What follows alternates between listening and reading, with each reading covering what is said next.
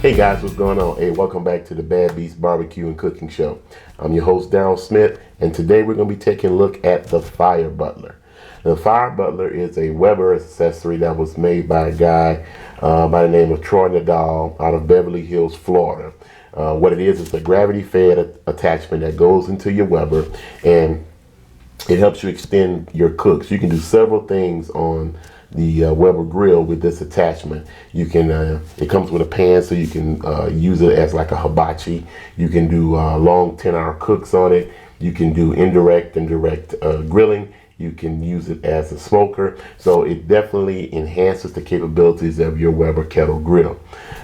He was nice enough to send us one so we can do some videos on. So we're going to go ahead and show you the unboxing of the Fire Butler and what comes inside of it, and the initial setup as far as setting up for a smoker. Now, we did cook on it, and it cooks great. We use it as the hibachi style. We did some steaks, and then we'll show you that in part 2.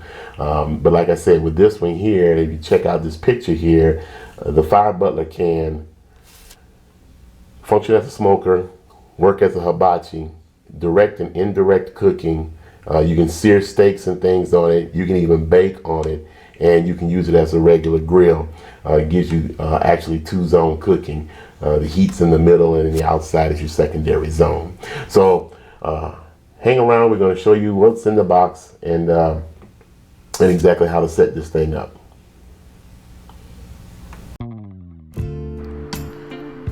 Okay guys, when you receive your Fire Butler in shipping, it's going to come in a box that measures 20 inches by 20 inches by 7 inches high.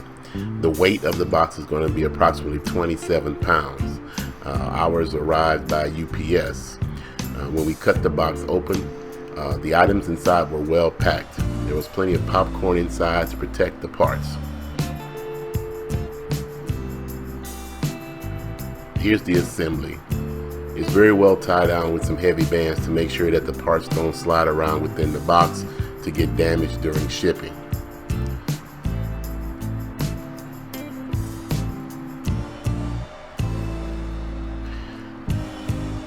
This portion of the assembly is called the firebox. It holds the charcoal, and the searing plate fits inside of it in order to move the charcoal from one level to another. This is the searing plate. It's used when you're using the hibachi or when you're doing direct grilling. It keeps the charcoal out of the inside of the firebox and up higher. This is known as the mounting plate.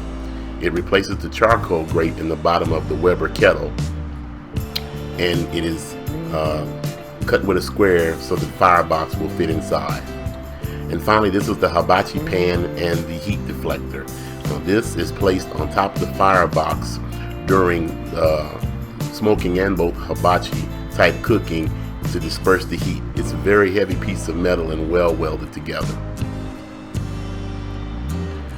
We're going to be installing the Fire Butler in our Performer Weber kettle here.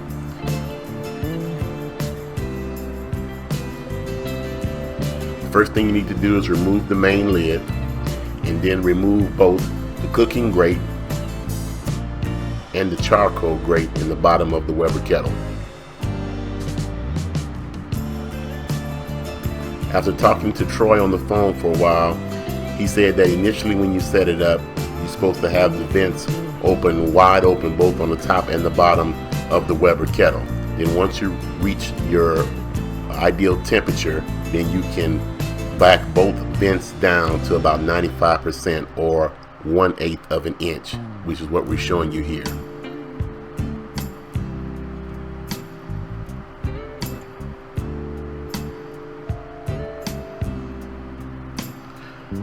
Okay, so we're going to put the mounting plate in first, which, like I said before, replaces the Weber kettle charcoal grate. Now, on our Weber kettle, we have a gas nozzle that we can light charcoal with. Now, most kettles don't have this, but this sticks out about 1 inch, which means that we have to try to fit it within one of these slots on the firebox in order for the firebox to fit flush with the mounting plate. And we are thinking about maybe just cutting out one of the openings just to widen it a bit, but it seemed to fit very well.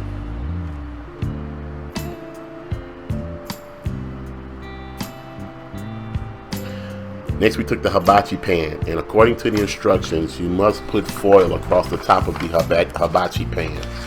This will minimize infrared type cooking.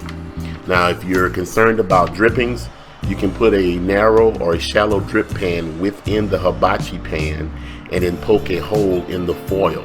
That way, any of the grease or the juices from the meats that you're cooking will drip down onto the foil and then into the drip pan that is located inside of the hibachi pan.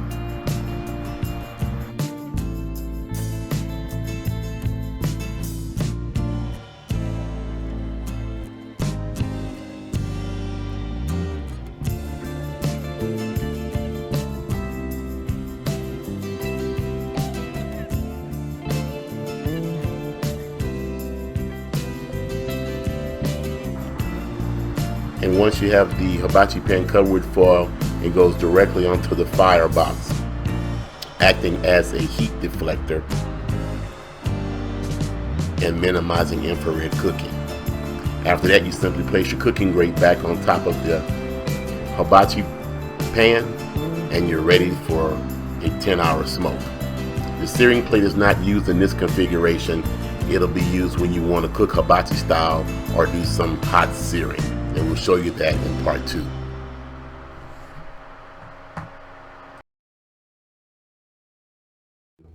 Okay guys, so that was it. That was the Fire Butler part 1. Okay, part 2 will be coming out in a couple of days. We've already recorded it. We just have to do the editing on it to show you how we seared some steaks on it, and we did some shrimp and things of that nature. So so far the Fire Butler is has acted as a great accessory for the kettle grill. If you got a kettle, it's something you might want to think about investing in. I'll put the link to the website and where you can order one and the point of contact. He has a Facebook page also. I'll put all that in the description box for you guys to check out. So hey, check him out. If it looks interesting to you, buy one, support Troy. You know, he's an entrepreneur and he's trying to get out there just like all the rest of the entrepreneurs out there. So, but that's all we have time for tonight. Like we always say, where there's smoke, there's fire. If it's fire, then damn it, there just might be a barbecue there. See you around the smoker.